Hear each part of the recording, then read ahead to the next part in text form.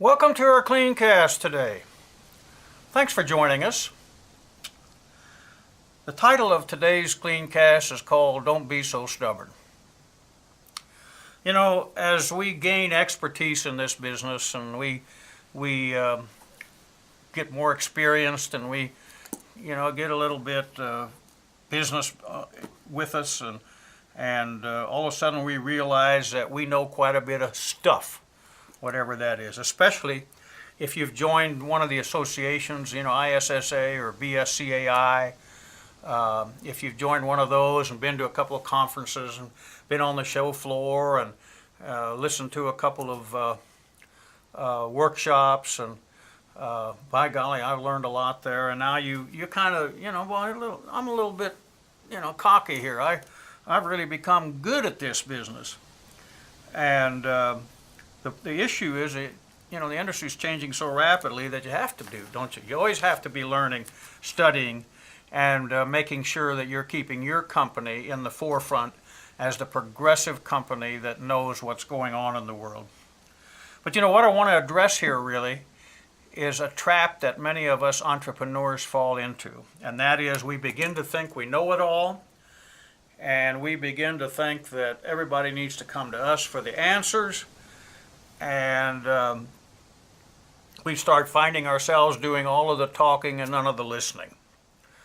We fall into that habit, and you've heard, if you've been following my CleanCast, I had a subject on this one time. We fall into the yeah but program. We get a new camel with us, and they're charging on, and they want to keep doing things, and they bring us new ideas, and we say, yeah, but we tried that back in 2002, it didn't work.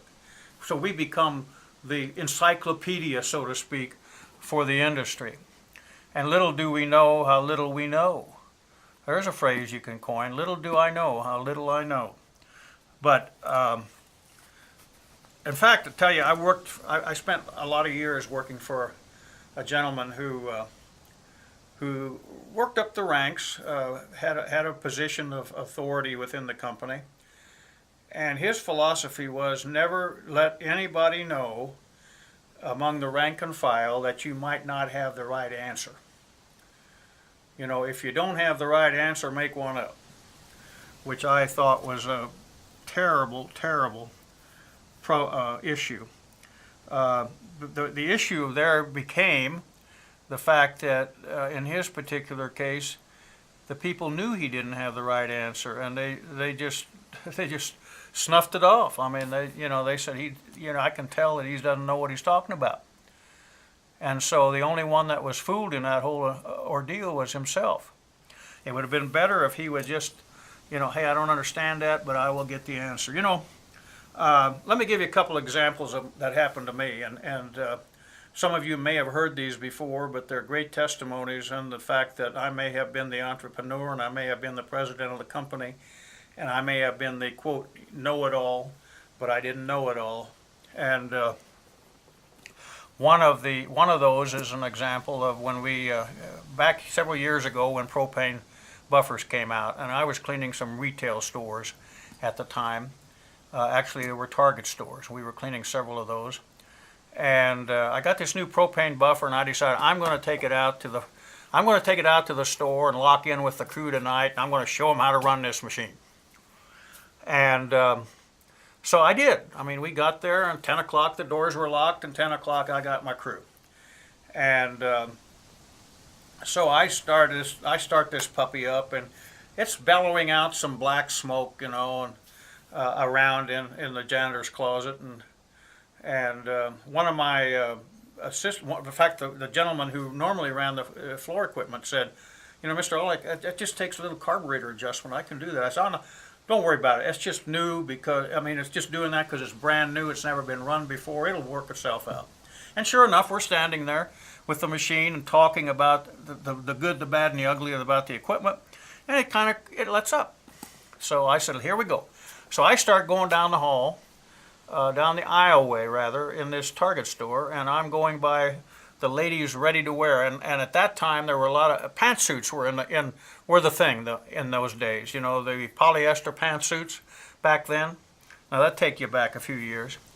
But as I this like it was on cue, as I'm walking past, this thing bellows out. This machine bellows out a whole chimney of black smoke onto those pantsuits, and you could just see the streak where I went as quick as I could get stopped. But nevertheless, it did take me. Ooh, gosh, you know, it took me a while. I mean, I guess I was in shock that it was doing it again, and so. You know, I invited everybody over to show them what had happened, and I said, go ahead and laugh. You know, the boss came in and thought he knew it all. Go ahead and enjoy yourself. Well, they were kind of snickering, but they weren't. I said, okay, now, who wants to run it next? You know, and of course the answer was nobody. I don't want to run it next. Well, make a long story short, I called the customer the first thing in the morning, called the insurance company because I was going to have to replace several racks of women's pantsuits, and the insurance adjuster said to me, you know, what idiot would run that machine and have that black smoke coming out like that? And of course I said to the adjuster, I said, you know, I'm not real excited about your choice of words, being an idiot, but since you've brought it up, that idiot was me. And of course, then he started laughing. That just complicated the matter. But nevertheless, the point was I didn't know everything. You know, I didn't know how to adjust a carburetor. I didn't know I should. This gentleman knew a lot more about it than I did, didn't he? Yeah. Why didn't I let him? Yeah, that was one of those yeah buts. Yeah, but I know better. So what about you? Are you an entrepreneur that is what I call stubborn? You don't want to let your employees ever know that you might not know something, that what you do know may even be wrong. And if you don't have an answer, you don't mind saying to them, you know, I don't know about that, but I'll get back with you, and then get back with them. Think about it.